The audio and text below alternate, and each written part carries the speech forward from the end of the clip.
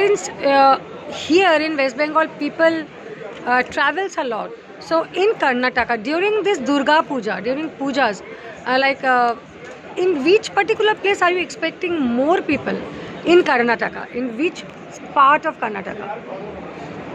Mysore gets the attention because we celebrate Dussehra for 10 days. So if the whole city is illuminated, there are lot many functions happening. We may not be having pandals like how you have in Calcutta, but we'll have the streets lit.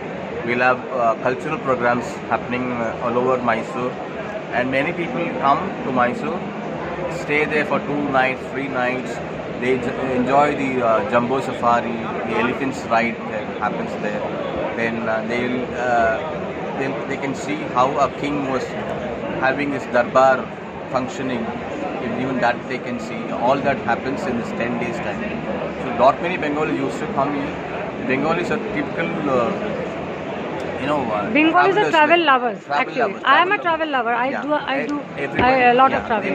They love traveling. They love to explore many places. Yes, They yes. try different kinds of food.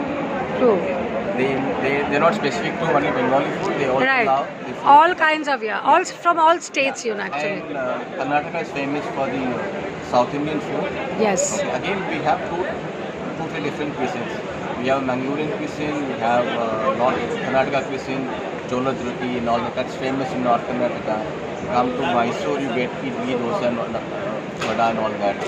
So people come here, they love food, they love the places, they love the climate here, they love the beaches here.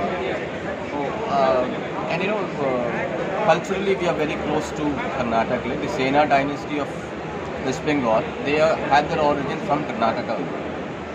So the language influence also, yours also Prakrit influence, we are also Prakrit influence. Yeah. So all this, connects Karnataka a lot. And we people, from Karnataka, we are lovers of languages. And the moment you talk in the language, we love to talk to you in your language. Of late, there's some Hindi issues are there, but that's not the majority. Okay. That skirmishes happen everywhere, but that we should not give importance to it.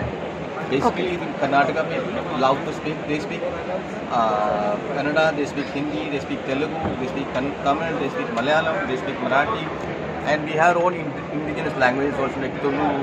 We have Bahari language, we have Kurgi language. These are all indigenous to Karnataka. Okay, sir.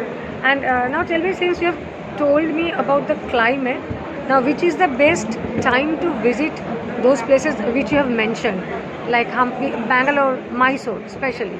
So Mysore and Bangalore is all weather, like 360 days you can come in. Okay. During December time it will be cold, not like cold in Kashmir or Shimla, but it will be cold. It will be around 10 to 12 degrees, something like that. Okay, That's so worst the it will go weather down. is nice, moderate weather. Nice climate. Okay, Up okay. north, like Hubli, Hampi and all that.